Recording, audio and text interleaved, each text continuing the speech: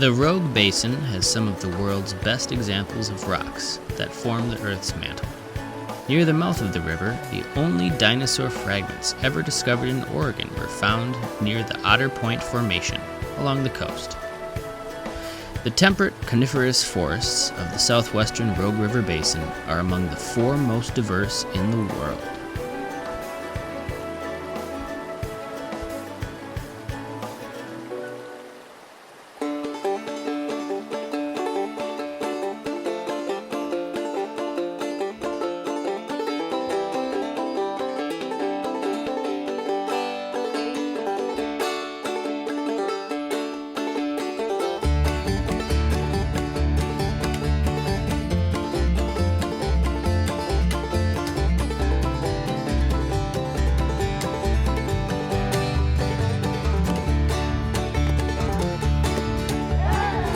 Sitting by the road, looking for a ride home. It was milepost 12, and I was all alone. Sun beating down on the back of my neck. Oh Lord, let me find a peaceful place to rest. I was too far from home. I gotta get back to Oregon. Too far to roam, trying to get back to Oregon.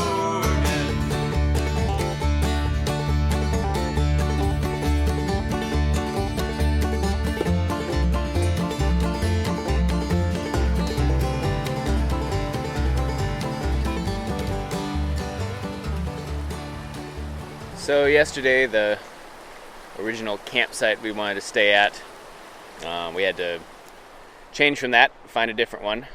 There's a big fire burning in that area right now, so we had to basically find a completely new route and spot through the Rogue River area here near Crater Lake, and did a little looking at the map and eventually stumbled upon this really cool spot down by the Rogue River. And today our scheduled activities are to go to Crater Lake and check that out, but we'll see if that pans out. There's another fire burning actually in Crater Lake National Park. I know it was closed earlier, but I had received some word of mouth info that it was open again, but who knows. Welcome to the Rogue Gorge on the wild and scenic Rogue River. Quarter mile, guys. Do you think we can handle this? You are here. That's cool. It wasn't formed by erosion, actually. It was caused by the collapse of lava tubes underneath the river. Not the usual way a gorge is formed. But I bet it's going to be Gorge us.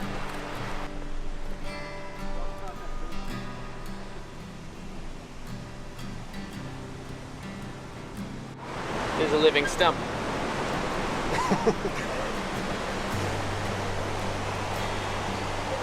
There it is. The roots from the living tree have grown together into the stump, thus the stump will never die. We learned that the water we had swam in the night before was in fact around 44 degrees.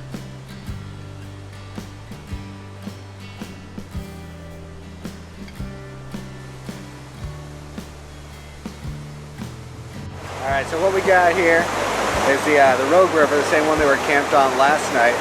And it's kind of going through a unique section here. A large amount of Oregon with all the volcanic activity around here is filled with just these underground networks of lava tubes flowing from all these buttes and volcanoes that we got everywhere. And what happened was, as the water was rushing over this lava tube, eventually it eroded away down until the tube collapsed underneath the river, suddenly creating this gorge that we're standing in right now.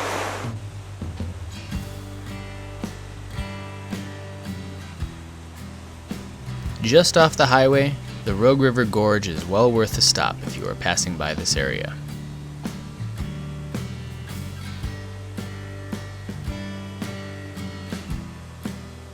So, we are currently, hopefully, entering Crater Lake National Park. The idea is to explore around Crater Lake a little bit. I've been there once, but it was all smoked out, which could be the case again today. We'll see. And Jeff and Asa have not been there yet, so it's the first time for them. So currently we're just on the road into the park, and should be there shortly, really. Some hiking trails west of the lake are currently closed due to wildfire. These include the Watchman Peak Trail, the Union Peak Trail, and a section of the Pacific Crest Trail. We hope you have an enjoyable visit to Crater Lake National Park. Welcome to your national park. This is one of the oldest parks in the national park system, established in 1902 to protect the deepest lake in the United States and what is considered to be the cleanest and clearest large body of water in the world.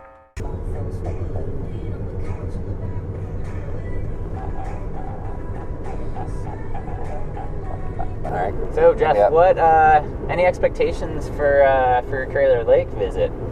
I'm just pretty pumped to see this thing in general. I've never really gotten to experience it up close before, so I'm pretty jazzed to see it.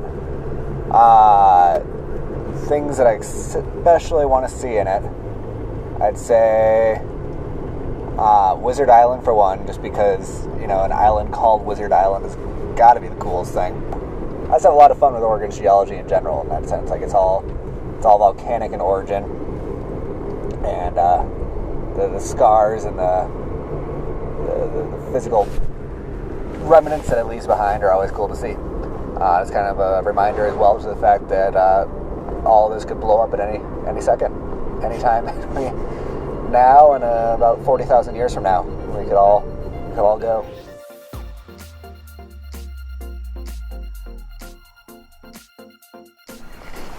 Crater Lake.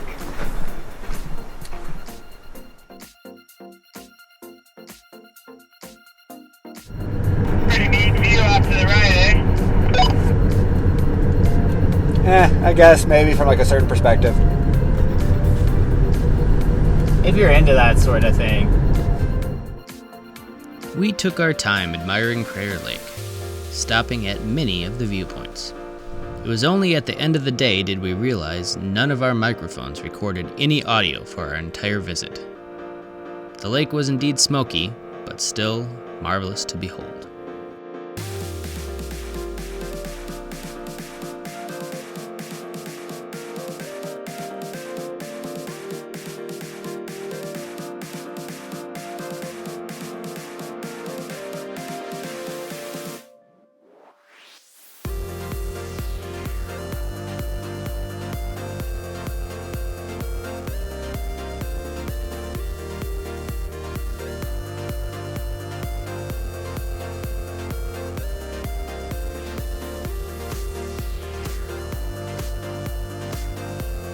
As the sun dipped west, we continued north towards Umpqua Hot Springs, our intended camp for the night.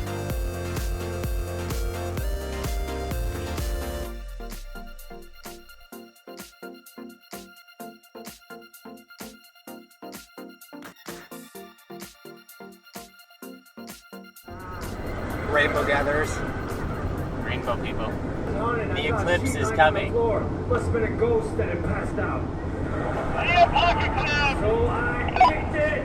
You see a lot more of that, especially up in the hot springs probably.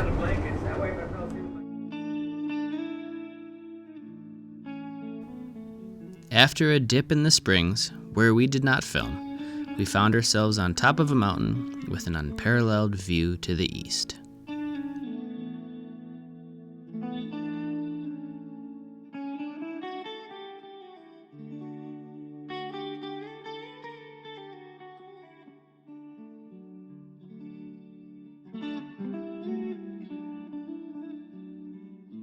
We are just a little bit north of Umpqua Hot Springs, where we were previously. Unfortunately, we could not get any footage into there due to personal privacy reasons among some patrons of the spring. But it's a pretty amazing view up here. We're on this peak that's just a totally bald open side, revealing this massive sweep of the mountains around us. And we were just informed by a couple of Wildland firefighters up here that the fire restrictions are so tough right now that we can't even have stoves operating. So we're contemplating our options, whether we want to deal with having just a cold meal, dealing with that tonight and enjoying this view still, or if we want to sacrifice this view to go to a more public campground to deal with having hot food, where we might have to deal with crowds or lack of scenery or what have you.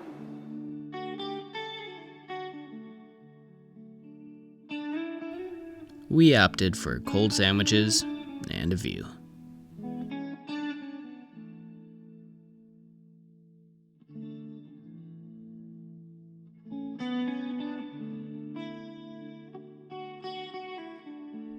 That's real good.